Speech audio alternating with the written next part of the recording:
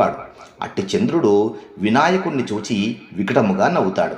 అప్పుడు చంద్రుని అహంకారమును తగ్గించుటకై వినాయకుడు ఎవరైతే చంద్రుణ్ణి చూస్తారో వారు అపనిందలు పొందెదరు అని శపిస్తాడు. దానిచే జనులెవ్వరూ కూడా చంద్రుణ్ణి చూడడం మానివేస్తారు. దానితో ఎంతో దుఃఖించుడైనటువంటి చంద్రుడు తాను జన్మించినటువంటి క్షీరసాగరంలోకి వెళ్ళిపోతాడు. చంద్రకాంతి లేనటువంటి కారణం చేత ఓషధులు ఫలించడము మానివేస్తాయి. ప్రజలకు ఆహ్లాదము కరువవుతుంది. దీనిచే దయతలిచి దేవతలు ఋషులు బ్రహ్మగారి వద్దకు పోయి దీనికి నివారణాన్ని కోరుతారు.